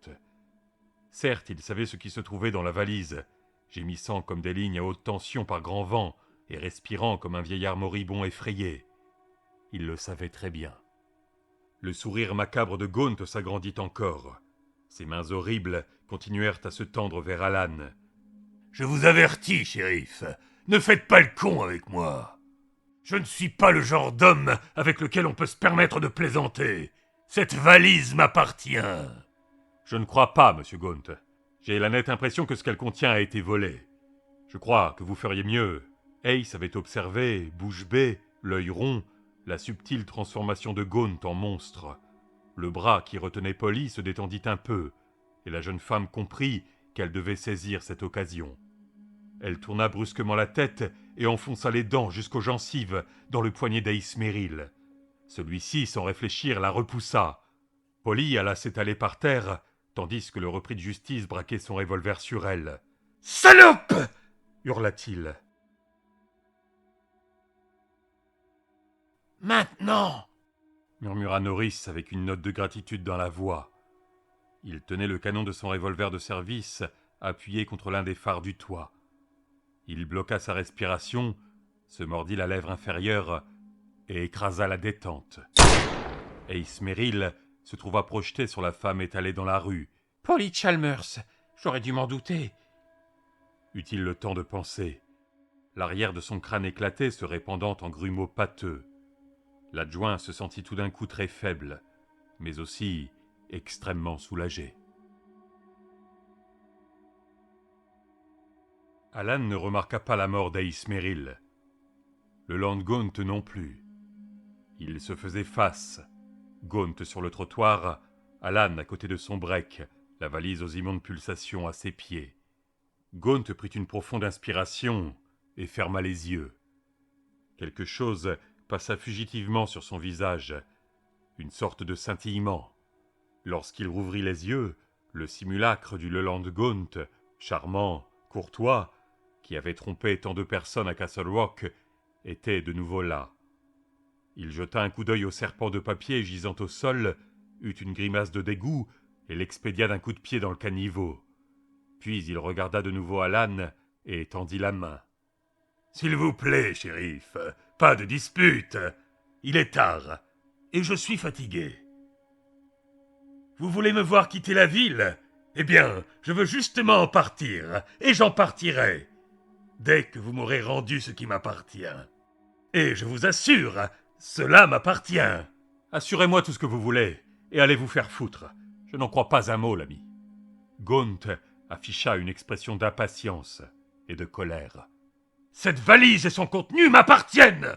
Ne respecteriez-vous pas la liberté du commerce, shérif Pangborn? Seriez-vous communiste? J'ai marchandé pour chacun des articles, chacun, vous m'entendez, qui se trouve dans cette valise. Je me les suis procurés honnêtement. Si c'est une récompense que vous voulez, des émoluments, une commission, un pourcentage, un dessous de table ou un pot de vin, appelez ça comme vous voulez, je peux le comprendre, et nous pourrons toujours nous entendre. Mais vous devez admettre qu'il s'agit simplement de commerce, et non de... »« Vous trichez, vous trompez !» cria alors Polly. « Vous mentez, vous arnaquez les gens !» Gaunt lui lança un regard peiné, puis revint à Alan. « C'est faux. J'ai fait affaire comme je le fais toujours. Je montre aux gens ce que j'ai à vendre, et je les laisse décider seuls. Alors, s'il vous plaît... » « Je pense que je vais la garder, » répondit calmement Alan. Un petit sourire, aussi léger et tranchant qu'un premier anneau de glace en novembre, effleura ses lèvres. « Disons que ce sont des pièces à conviction, d'accord ?»« Je crains que vous ne puissiez faire cela, shérif. » Gaunt descendit du trottoir. Dans ses yeux brillaient de petits points rouges. « Vous pouvez mourir, mais vous ne pouvez garder ce qui m'appartient. Pas si je veux le récupérer, et c'est le cas. » Il se dirigea vers Alan, les points rouges de ses yeux se creusant. Il laissa une empreinte de botte dans un fragment rosâtre de la cervelle d'Ace. Alan sentit son estomac se tordre, mais il ne broncha pas. Au lieu de cela, poussé par un instinct qu'il ne chercha pas à éclaircir, il plaça les mains devant le phare gauche du break, les croisa en forme d'oiseau et fit un mouvement de va-et-vient avec les poignets. « Les moineaux volent de nouveau, monsieur Gaunt, pensa-t-il. Une grande silhouette, davantage faucon que moineau, et d'un réalisme dérangeant pour une ombre insubstantielle, se mit soudain à battre des ailes sur la façade factice du bazar des rêves. Gaunt l'aperçut du coin de l'œil, se tourna vivement, poussa un soupir étranglé et battit en retraite. « Quittez la ville, l'ami !» dit Alan. Il disposa ses mains différemment, et un gros chien pâteau, un Saint-Bernard peut-être, traversa la façade de Cousy-Cousette dans le faisceau lumineux. Quelque part, pas très loin, un chien se mit à aboyer. Un gros chien à la voix. Gaunt se tourna dans cette direction. Il donnait l'impression de se sentir, sinon acculé, du moins désarçonné. « Vous avez de la chance que je vous laisse partir, » reprit Alan. « Mais de quoi pourrais-je vous inculper ? Le vol d'âme est peut-être prévu dans le code de la loi dont Brigham et Rose sont les spécialistes, mais je ne pense pas qu'il figure dans le mien. Je vous conseille néanmoins de ficher le camp tant qu'il est temps. »« Rendez-moi ma valise !» Alan se contenta de le fixer, s'efforçant de prendre un air incrédule et méprisant, alors que son cœur battait la chamade dans sa poitrine. « Vous n'avez pas encore compris ? Ça ne vous saute pas aux yeux. Vous avez perdu. Auriez-vous oublié comment on fait dans ces cas-là ?» Gaunt regarda Alan pendant un instant qui s'éternisa, puis acquiesça. « Je savais bien qu'il valait mieux éviter d'avoir affaire à vous. » On aurait presque dit qu'ils se parlaient. « Je le savais très bien. D'accord, vous avez gagné. » Il entama un mouvement pour s'éloigner. Alan se détendit légèrement. « Je vais aller !» Il virevolta, aussi rapide qu'un serpent, si rapide même qu'Alan lui-même parut lent. Son visage avait de nouveau changé. Il avait perdu tout aspect humain. Il avait la tête d'un démon maintenant, avec de grandes bajoues profondément entaillées et des yeux chassieux dans lesquels flamboyait un feu orange. « Mais passons ce qui m'appartient !» hurla-t-il, bondissant vers la valise. Quelque part, très près ou à 1000 kilomètres, Polly cria « Attention, Alan !» Mais il n'était plus temps de faire attention. Le démon était sur lui, dégageant un ignoble mélange d'odeurs, soufre et cuir carbonisé. Il était temps d'agir ou de mourir. Alan passa la main droite sur l'intérieur de son poignet gauche, à la recherche de la minuscule boucle élastique qui dépassait du bracelet de sa montre. Quelque chose en lui prévoyait que ça ne marcherait jamais, que même un nouveau miracle de transmutation ne pourrait le sauver cette fois, car le tour de la fleur magique était usé jusqu'à la corde. Son pouce s'engagea dans la boucle. Le minuscule paquet jaillit du bracelet. Alan lança les mains, dégageant la boucle pour la dernière fois. « Abracadabra, immonde menteur !» cria-t-il. Et ce qui fleurit alors entre ses mains ne fut pas le bouquet de papier multicolore, mais une gerbe flamboyante qui éclaira tout le haut de Main Street d'un fabuleux chatoiement de couleurs changeantes. Puis il se rendit compte que ces couleurs qui jaillissaient de ses mains en une incroyable fontaine n'étaient en fait qu'une couleur. Comme toutes les couleurs, diffractées par un prisme de verre ou un arc-en-ciel, ne sont qu'une couleur. Son bras subit une décharge d'énergie et il se sentit rempli d'une vaste et incompréhensible extase. La blancheur, la venue de la blancheur. Gaunt poussa un hurlement de rage, de souffrance et de peur, mais ne recula pas. Alan avait peut-être raison. Cela faisait tellement de temps qu'il n'avait pas perdu une partie qu'il avait oublié.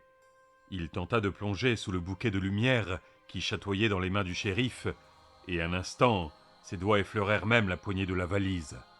Soudain, un pied chaussé d'une pantoufle de femme fit son apparition, celui de Polly. Elle le fit retomber sur la main de Gaunt. « Laissez ça tranquille !» cria-t-elle. Il leva les yeux vers elle, montrant les dents, et Alan projeta le rayonnement lumineux à sa figure. Le Lord Gaunt poussa un long ululement de souffrance et de peur avant de battre en retraite en crabe, des flammes bleues dansant dans les cheveux. Les longs doigts blancs firent un ultime effort pour s'emparer de la poignée. Mais cette fois-ci, ce fut Alan qui les piétina. « Pour la dernière fois, je vous ordonne de ficher le camp !» dit-il d'une voix dont il ne reconnut pas le timbre. Il était trop énergique, trop sûr de lui, trop débordant de puissance. Il comprit que s'il ne pouvait probablement pas détruire la chose accroupie devant lui, une main craintive protégeant son visage du spectre changeant de lumière, il pouvait au moins la chasser. Cette nuit, il en avait le pouvoir, s'il osait l'employer, s'il osait lui tenir tête et rester véridique. « Pour la dernière fois, je vous ordonne de ficher le camp !»« Elles mourront sans moi !» gémit la chose gontesque. Ses mains pendaient entre ses jambes. Les longues griffes, par lesquelles elles se terminaient, cliquetaient nerveusement au milieu des débris de la rue. « Elles mourront toutes, absolument toutes, comme des plantes sans eau dans le désert. C'est ça que vous voulez ?» Polly était à côté d'Alan, pressée contre lui. « Oui, répondit-elle froidement. Mieux vaut qu'elle meure ici et maintenant, plutôt que d'aller avec vous et de vivre. Elles ont fait, nous avons tous fait, des choses affreuses. Mais ce prix-là est trop élevé. » La chose gontesque siffla et secoua ses griffes dans leur direction.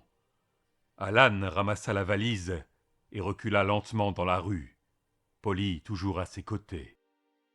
Il brandit la fontaine de fleurs de lumière qui projeta un prodigieux chatoiement sur Gaunt et la Tucker Talisman.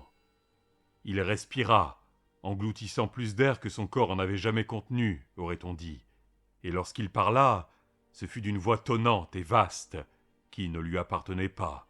« Loin d'ici, démon! Tu es banni de ces lieux !» La chose gontesque hurla, comme ébouillantée. L'auvent vert du bazar des rêves prit feu, et la vitrine fut soufflée vers l'intérieur, dans une averse d'éclats de verre brillants comme des diamants.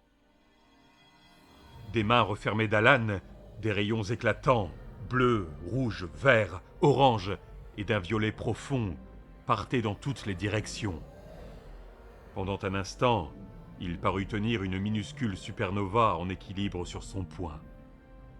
La valise en peau de hyène s'ouvrit soudain avec un claquement écœurant, et les voix emprisonnées et gémissantes s'échappèrent sous forme d'une vapeur qui fut non pas vue, mais ressentie par tous.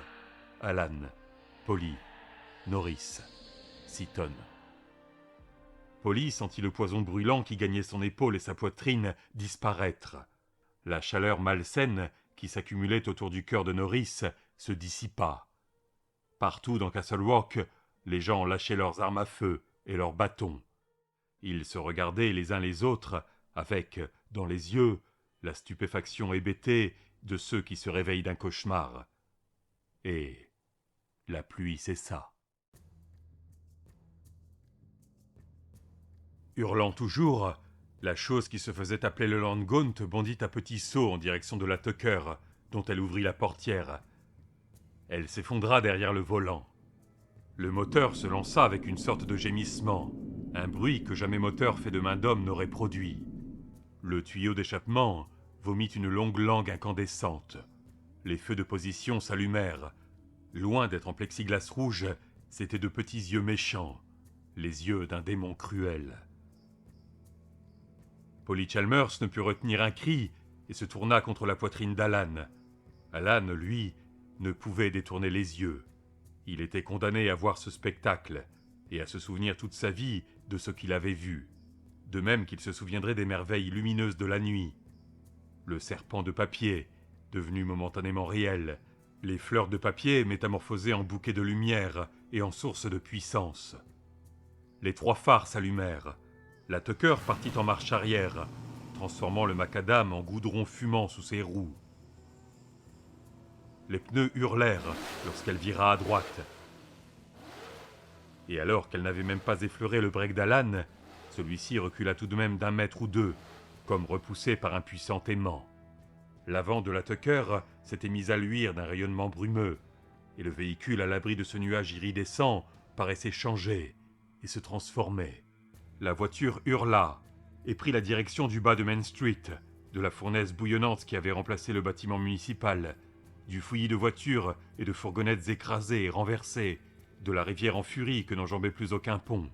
Le moteur tournait à un nombre de tours insensés, hurlements d'âmes frénétiques et discordantes, et la lueur brillante et brumeuse s'étendit vers l'arrière de la voiture, l'enveloppant bientôt complètement. Pendant un bref instant, la chose gauntesque regarda Alan par la fenêtre en train de s'affaisser et de fondre, comme pour le marquer pour toujours de ses yeux rouges en forme de losange, de sa bouche étirée sur un ricanement béant. Puis la Tucker se mit à rouler. Elle prit de la vitesse dans la pente. Les transformations dont elle était l'objet s'accélérèrent aussi. La voiture commença à fondre, redisposa ses éléments. Le toit se rétracta. Les enjoliveurs brillants se couvrirent de rayons. Les pneus devinrent à la fois plus grands et plus fins. Une forme s'extrayait des restes de la calandre de la Tucker. C'était un cheval noir, aux yeux aussi rouges que ceux de Gaunt. Un cheval enveloppé d'un suaire à l'éclat laiteux. Un cheval dont les sabots faisaient jaillir des étincelles de feu et laissaient de profondes empreintes fumantes au milieu de la rue. La talisman s'était métamorphosée en un chariot ouvert. Un nain bossu assis haut sur le siège du conducteur. Il appuyait ses bottes sur le garde-boue et la pointe recourbée de ses bottes paraissait être en feu. Mais la transformation n'était pas achevée. Pendant que le chariot se précipitait vers le bas de la rue, dans son nuage chatoyant, ses flancs se mirent à croître. Un toit de bois complété de gouttières se tricota à partir du suaire protéin et nourricier. Une fenêtre apparut. Les rayons des roues se parèrent d'éclairs colorés fantomatiques, lorsque les roues, de même que les sabots du cheval noir, quittèrent le macadam. La talisman s'était transformée en chariot. Le chariot était maintenant identique à ceux des médecins itinérants qui avaient sillonné le pays un siècle auparavant. Quelque chose était écrit sur le côté. Alan eut tout juste le temps de le lire. « Kaweat Emptor » À 5 mètres en l'air, et s'élevant toujours, le chariot passa à travers les flammes qui montaient des ruines du bâtiment municipal. Les sabots du cheval noir galopaient sur une route céleste invisible, arrachant toujours des étincelles d'un bleu ou d'un orange éclatant. L'attelage franchit la rivière de Castle comme un flamboiement dans le ciel. Il passa au-dessus du pont qui gisait dans le torrent, semblable au squelette d'un dinosaure. Puis, un nuage de fumée de la carcasse en flammes du bâtiment municipal se déporta au-dessus de la rue. Lorsqu'il se dissipa, le Landgaunt et son chariot infernal avaient disparu. Alan raccompagna Polly jusqu'à la voiture dans laquelle étaient arrivés Norris et Seaton. Norris, assis sur la fenêtre, s'accrochait toujours à la barre des gyrophares. Il était trop faible pour descendre seul. Alan glissa un bras autour de sa taille. Norris, taillé comme un piquet, n'était pas bien gros, et l'aida à retrouver le sol. « Norris ?» ?»« Oui. » L'adjoint pleurait. « À partir de maintenant, tu pourras te changer dans les chiottes quand tu voudras, d'accord ?» Norris paraissait ne pas avoir entendu. Alan s'était rendu compte que la chemise de son premier adjoint était trempée de sang. « As-tu été gravement touché ?»« Pas trop, je crois. Il me semble pas, en tout cas. Mais ça... » Il eut un geste circulaire de la main, englobant toute la ville. « Tout ça, c'est de ma faute. Ma faute. » « Certainement pas, » intervint Polly. « Vous ne comprenez pas ?» dit Norris, le visage torturé par le chagrin et la honte. « C'est moi qui ai crevé les pneus de Hugh Priest. C'est moi qui l'ai provoqué. » « Oui, c'est vous qui les avez crevés, sans doute. Il faudra vivre avec ça. Moi, c'est Ace Merrill que j'ai lancé, et je vais devoir supporter cette idée toute ma vie. » Elle eut un geste vers les baptistes et les catholiques en train de se disperser, sans être inquiétés par les quelques flics encore valides, et qui les regardaient hébétés. Certains des ex-croisés marchaient seuls, d'autres avançaient ensemble. Apparemment, le père Brigham soutenait le révérend Rose, et Nan Roberts avait passé un bras autour de la taille de Peyton. Mais qui les a provoqués, eux? Qui a mis le feu aux poudres, Norris? Wilma? Nettie? Et tous les autres? Laissez-moi vous dire que si vous avez fait ça tout seul, c'est que vous êtes un vrai bourreau de travail. Norris éclata en sanglots bruyants et éplorés. Je suis tellement désolé. Moi aussi, observa calmement Polly. « J'en ai le cœur brisé. » Alan serra brièvement Norris et Polly contre lui, puis se pencha à la portière du véhicule de patrouille, côté passager. « Et toi, vieille noix, comment ça va ?» demanda-t-il à Seaton Thomas. « Tout à fait ragaillardi. » En réalité, il avait surtout l'air surexcité. Confus, mais surexcité. « À côté de moi, vous paraissez complètement dans les vapes. » « Je crois qu'il faudrait conduire Norris à l'hôpital, Sid. Si tu as la place, tu pourrais tous nous conduire. »« Et comment ? Montez ? Quel hôpital ? » ?»« Northern Cumberland. Il y a là-bas un petit garçon que j'aimerais bien voir. Je voudrais être sûr que son père l'a retrouvé. »« Dis donc, Alan, est-ce que j'ai bien vu ce que je crois avoir vu ?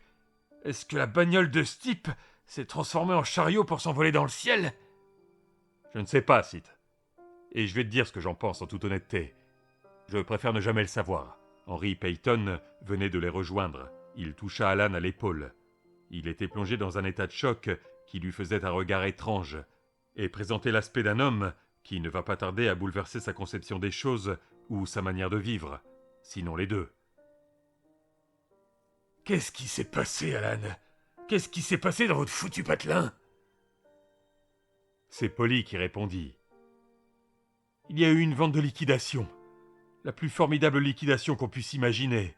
Mais à la fin, certains ont décidé de ne pas acheter. » Alan ouvrit la portière et aida Norris à s'installer sur le siège avant. Puis il posa une main sur l'épaule de Polly. « Allez, on y va maintenant. Norris a mal et il a perdu beaucoup de sang. »« Hé !» s'exclama Henry. « J'ai pas mal de questions à... » « Gardez-les au frais. » Alan s'assit à côté de Polly et referma la portière. « On en parlera demain.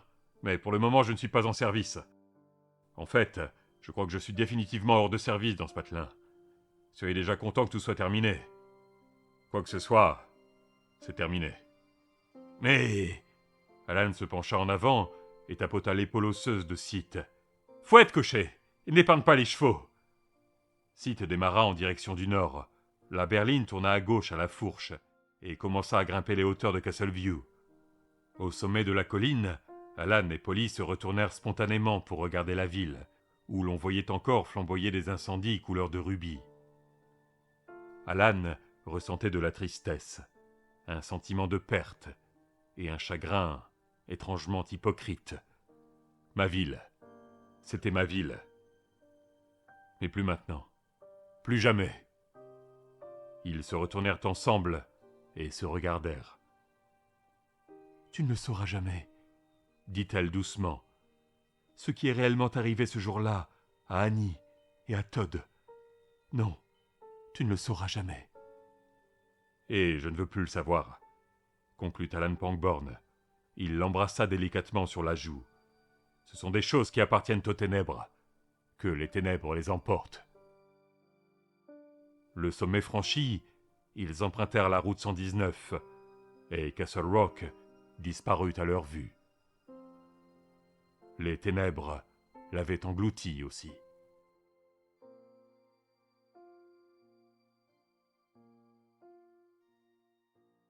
Vous êtes déjà venu ici ? Bien sûr, je n'oublie jamais un visage. Venez un peu par ici qu'on se serre la main. Je vais vous dire quelque chose. Je vous ai reconnu à votre démarche avant même d'avoir bien vu votre tête. Vous n'auriez pas pu choisir un meilleur jour pour revenir à Junction City, la plus jolie petite ville de l'Iowa. Au moins de ce côté-ci de l'Ames. Allez-y, vous pouvez rire, c'était pour plaisanter. Voulez-vous vous asseoir une minute ? Tenez là, sur ce banc, à côté du monument aux morts, on sera très bien. Le soleil est bon, et d'ici on peut voir presque tout le centre-ville. Faites attention aux échardes, c'est tout. Ce banc est ici depuis l'époque où Hector était à la mamelle. Tenez, regardez donc par là. Non, un peu à droite. Le bâtiment dont les vitres ont été passées au blanc. C'était le bureau de Sam Peebles. Il s'occupait d'immobilier, et s'en sortait sacrément bien. Puis il a épousé Naomi Higgins, une fille de Proverbia, et ils sont partis quelque part, comme font presque tous les jeunes de nos jours. Ça fait 1 an que son local est vide. L'économie n'a pas marché fort depuis cette affaire au Moyen-Orient. Mais finalement, quelqu'un l'a repris. Je peux vous dire aussi que les langues ont bougrement marché. Mais, vous savez comment c'est. Dans un patelin comme Junction City, où les choses ne changent guère d'une année sur l'autre, L'ouverture d'un magasin est un événement. Ça ne devrait pas tarder d'ailleurs. Les derniers ouvriers ont plié bagages vendredi dernier. À mon avis... Qui? Oh, elle! C'est Irma Skillins. Elle était la directrice de l'école secondaire de Junction City, la première femme à l'être dans cette partie de l'État, d'après ce que j'ai entendu dire. Elle a pris sa retraite il y a 2 ans, et m'est avis qu'elle a pris sa retraite de tout. Eastern Star, fille de la Révolution américaine, l'association de bridge de Junction City, paraît même qu'elle ne chante plus dans le chœur. Sans doute à cause de ses rhumatismes, qui lui font fichtrement mal à présent. Vous voyez comme elle s'appuie sur sa canne?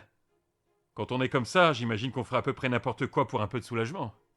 Regardez-moi ça comme elle lande sur la vitrine du nouveau magasin. Mais au fond, pourquoi pas? Elle est peut-être vieille, mais elle n'est pas morte. Et elle peut tenir le coup encore un moment. Et vous connaissez le proverbe. C'est la curiosité qui a tué le chat, mais c'est la satisfaction qui l'a fait revenir. Si je peux lire le panneau? Cette bonne blague. Je me suis fait faire des lunettes il y a 2 ans, mais c'est juste pour regarder de près. De loin, je vois aussi bien qu'à 20 ans.